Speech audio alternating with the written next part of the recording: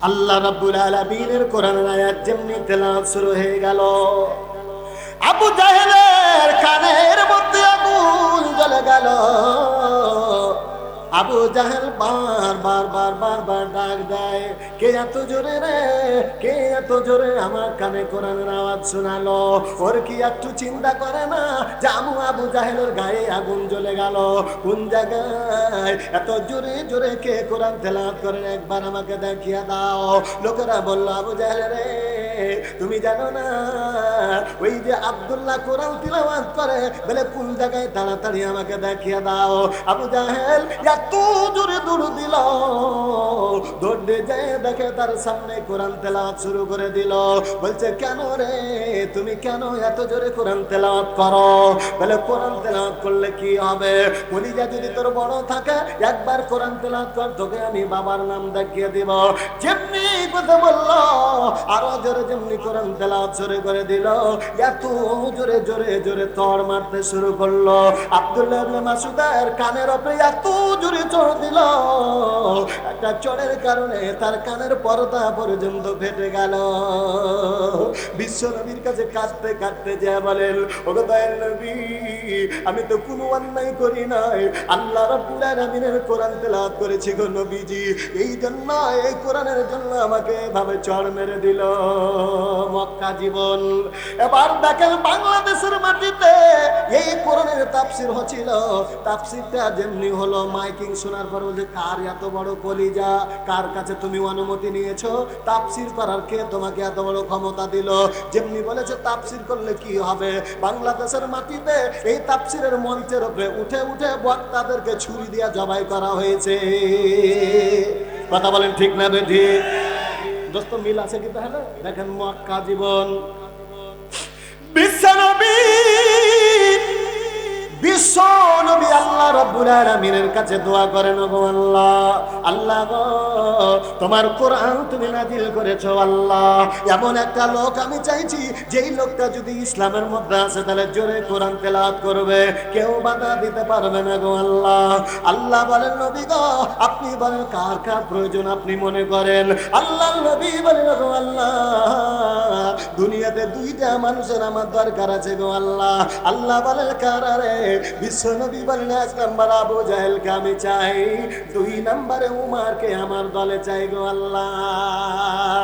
এই বাংলাদেশের মাটিতে যখন ইসলামের উপর আঘাত আনা হচ্ছিল, ইসলামী দলের নেতারাকে ধরে ধরে ধরে ধরে জবাই করা হচ্ছিল, বক্তারকে জিভা পর্যন্ত কেটে নেওয়া হয়েছে, বক্তাদেরকে ছুরি চালানো হয়েছে, তখন কিন্তু ইসলামের লোকেরা ঘরের মধ্যে বসে বসে আল্লাহর দরবারে দোয়া করেছে। ঠিক না বেঠিক?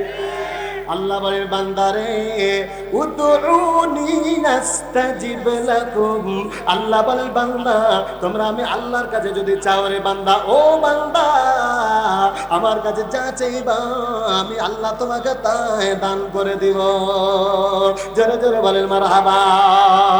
মক্কা নগরের কথা বলি, বিশ্বনবী যেমনি দোয়া করেছেন, আল্লাহ রাব্বুল আলামিন ডাক দিয়ে বলেন, হাবিব আমার, আপনি যেইটা দোয়া করেছেন আমি আল্লাহ রাব্বুল আলামিন কবুল করে নিলাম, কিন্তু হাবিব আমার, দুনিয়াতে বুড়া মানুষ যারা এরা 2টা কাজে ভালো পারবে।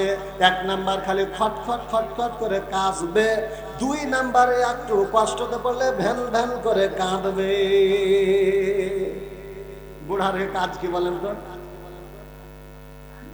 সামনে যদি ছেলেটাকে কেউ কোপায় তাহলে তখন খালি চোখ দিয়ে ঝরঝর করে পানি পড়বে, হাই হাই ছাড়া কোনো উপায় আছে? আর একটু ঠান্ডা লাগে, আর কিছু আছে কার? আল্লাহ বলেন, না না, বুড়া দিয়ে কাজ হবে না, আবু জাহেল বুড়ি হয়ে গেছে, আপনারা কাজ হবে না। এমন একটা ইস্পাত দিয়ে দিল যে ইস্পাতের কারণে পৃথিবীর বুকে ইবলিস শয়তান যতদিন পর্যন্ত আমার ইস্পাত যাবে, ওখান থেকে কিয়ামত পর্যন্ত ইবলিস শয়তান একবার তাকাবে না। ইস্পাতটা কে আমি আপনাদের মাঝে তুলে ধরছি, দেখেন। আল্লাহ রাব্বুল আলামিনের নবী বলেন, আল্লাহ আবু বকর বিশ্বনবী বলেন সারা পৃথিবীর মধ্যে বৃদ্ধদের মধ্যে সবচেয়ে প্রথম ইসলাম গ্রহণ করেছেন হযরত আবু বকর। যেমনি আবু বকর দেখেন বয়স্ক মানুষের কি গুণ, এটা ভালো করে খেয়াল করেন। বিশ্ব নবীকে বলেন ওগো নবীজি, একই প্রশ্ন নবী আবু বকরও করেছেন, একই প্রশ্ন উমারও করেছেন। আল্লাহর নবীকে বলেন ওগো নবীজি, আপনি যে এই কালেমার দাওয়াতটা দিচ্ছেন ঘরের মধ্যে গোপনে কেন গো নবীজি? হযরত আবু বকর বললেন, আল্লাহর নবী বললেন আবু বকর এই কালেমা এখন জোরে বলা যাবে না, বাইরে বলা যাবে না, বাইরে বলতে গেলে আমাদের জীবন আর থাকবে না। জামাত ইসলামের যতগুলো মিটিং মিছিল ছিল বলেন তো ঘরের মধ্যে করতে হয়েছে না বাইরে? কেন যে করতে গেলি ধরে জেলখানায়, কথা বলেন ঠিক না বেঠিক? মিলছে কি উদাহরণটা মিলছে? আল্লাহ নবী বলেন না আবু বকর জোরে বলা যাবে না, বলতে গেলে জীবন বাঁচবে না। হযরত আবু বকর বলেন ওগো দয়াল নবী, আল্লাহ রাব্বুল আলামিনের জমিনে আল্লাহর দ্বীনের দাওয়াত দেব কেন গোপনে গোপনে দাওয়াত দিব? আল্লাহ নবী বলে আবু বকর তুমি যদি চাও একবার বলে দেখো এই কালেমাটার কত বড় জ্বালা রে আবু বকর।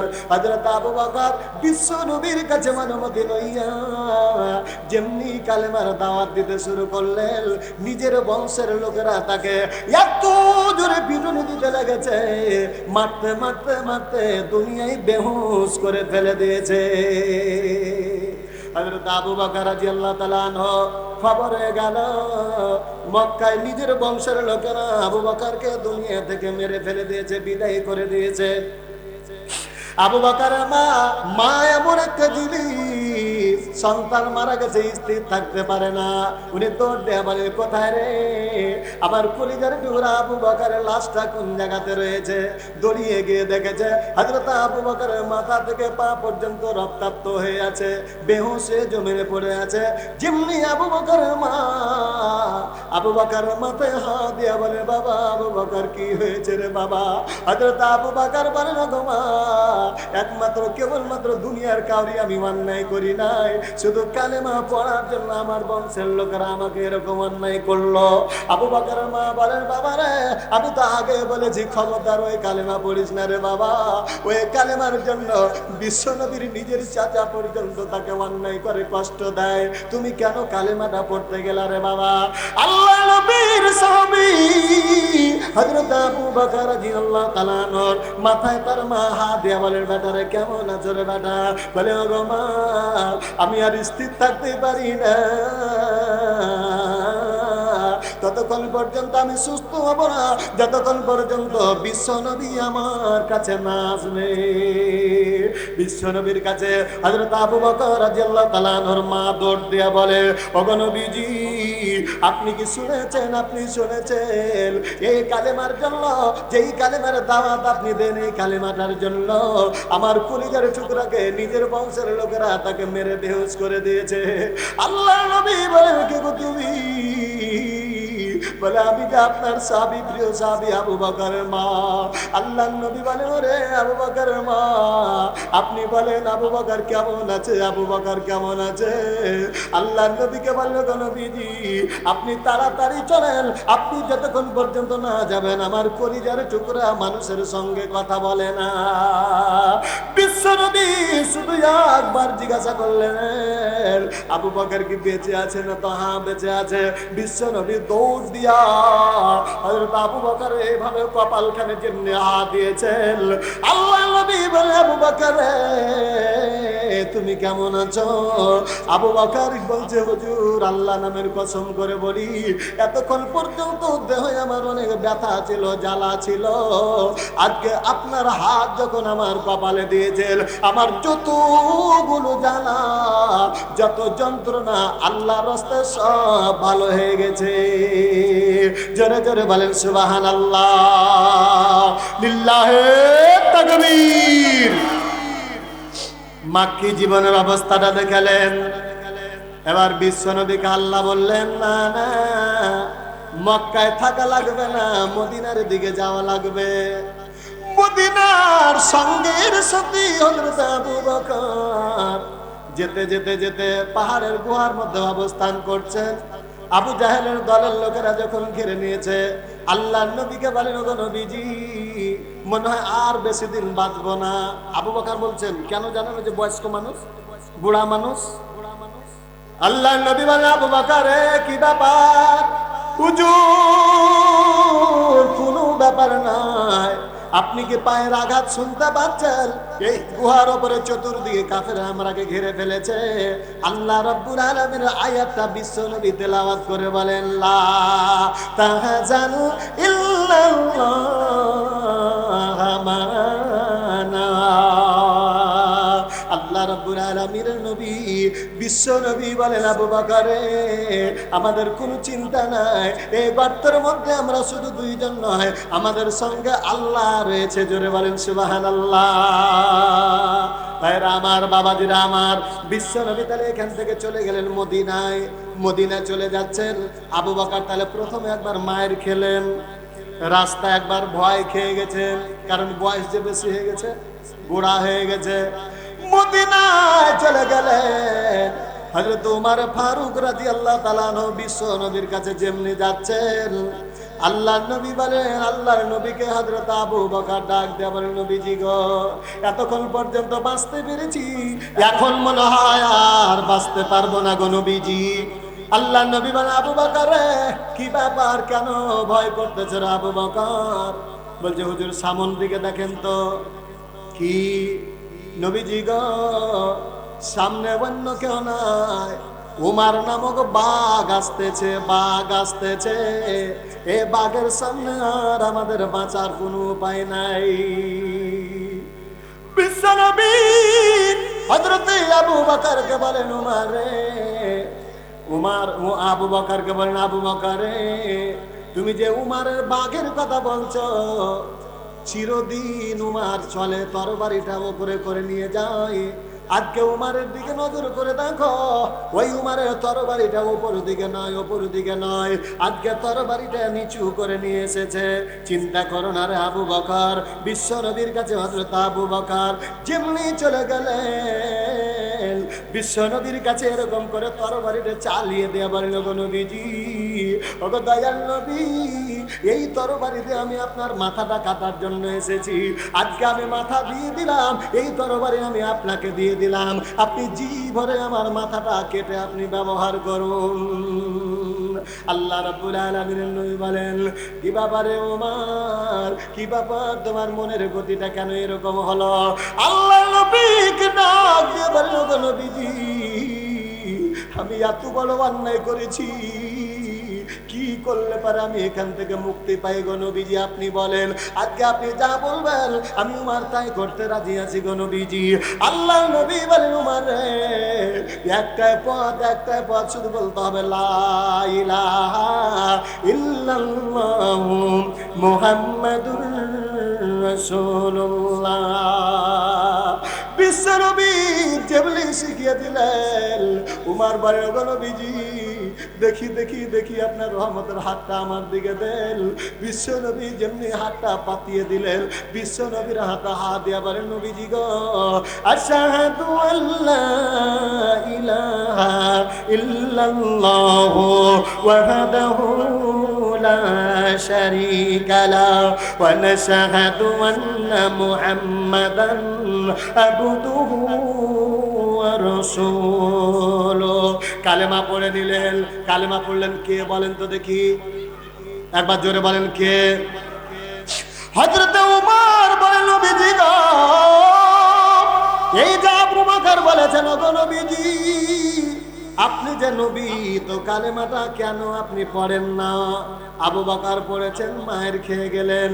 উমর বলেন, ওগো নবীজি, আপনি যেই দিনের দাওয়াত দিচ্ছেন এটা সত্য না মিথ্যা? বলে, বলো বালা। আল্লাহর নবীকে বলেন, নবীজি গো, আপনি আপনি কি আল্লাহর নবী নন? বলে হ্যাঁ আমি আল্লাহর নবী। হযরত ওমর কাবার হাতিমে দাঁড়িয়ে বলেন, ও মদিনার মক্কার লোকেরা রে, ভালো করে শোনো, ভালো করে শোনো, যে তোমার বউটাকে স্বামী হারা করতে চাও, সন্তানকে বাবা হারা করতে চাও, বাবাকে সন্তান হারা করতে চাও, আমি উমারের সামনে দাঁড়াও। বিশ্ব নবীর হাতে কালেমা পড়ে হযরত উমার যেমনি কালেমা পড়তে লাগলেন, সূর্য যেই জায়গাতে উঠে আর যেই জায়গাতে ডুবে, গোটা পৃথিবীর মধ্যে উমারের মাধ্যমে ইসলাম চতুর্দিকে চলে গেল। জোরে বলেন মারহাবা। আল্লাহ বলে, ও নবীজি, আমি এমন একটা ইস্পাত আপনাকে দিয়ে, আমি যতটুকু হাদিস করেছি, উমার যত দূর পর্যন্ত গেছে, কিয়ামতের আগা পর্যন্ত ইবলিস শয়তান ওই এলাকাতে আর কোনোদিন যাবে না।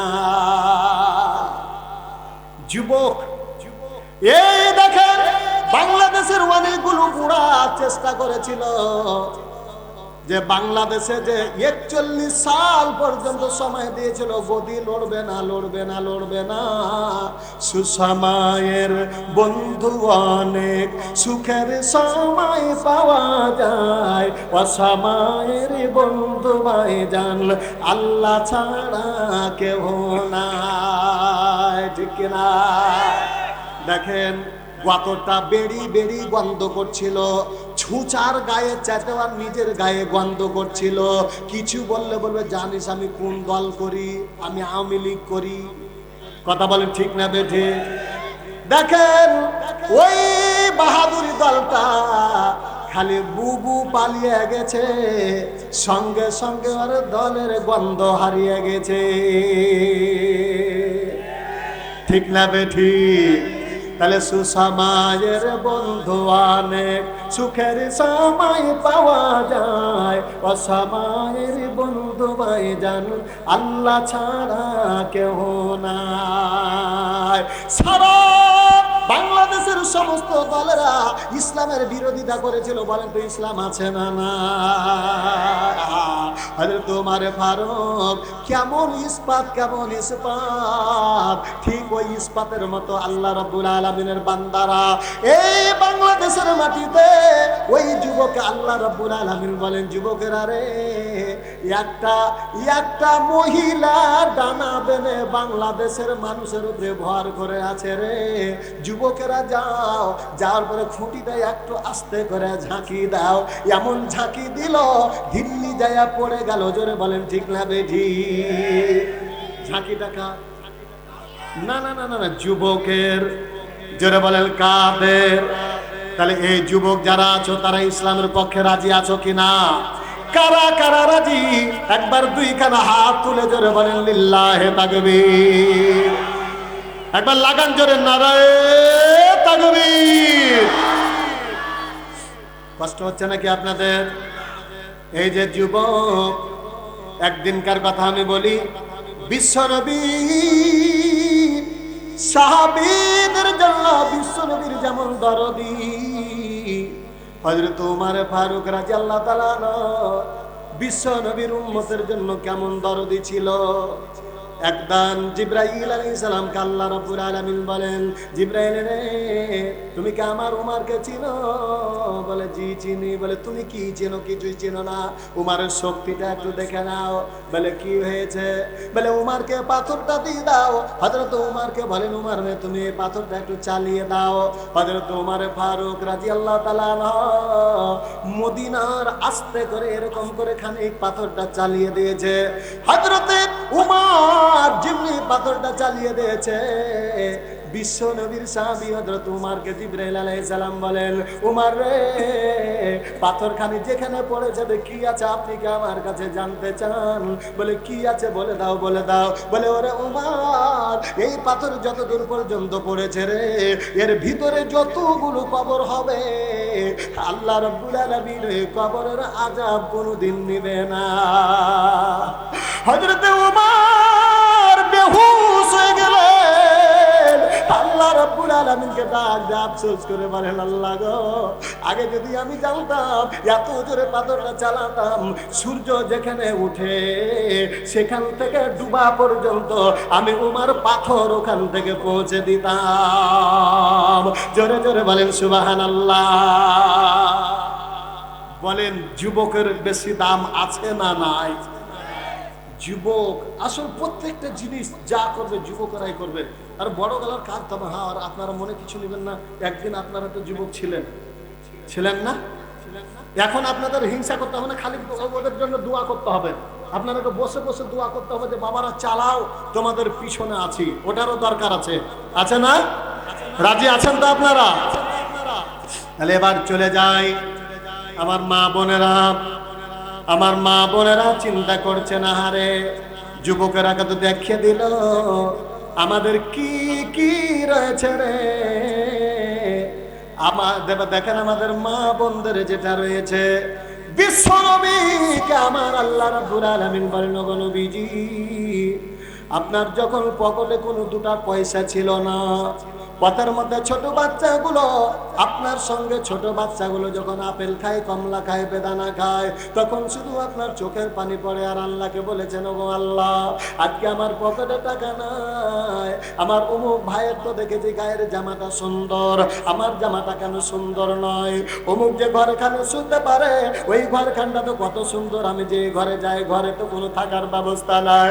এই অবস্থায় আমার আল্লাহ রাব্বুল আলামিন খাদিজা নামক একটা মহিলাকে বিশ্ব নবীর সাথী বানিয়ে দিলেন, আর খাদিজাকে এত ধন দিয়ে দিলেন, এই ধনের মাধ্যমে বিশ্ব নবীকে মদিনার প্রেসিডেন্ট বানিয়ে দিলেন। জোরে জোরে বলেন মারহাবা।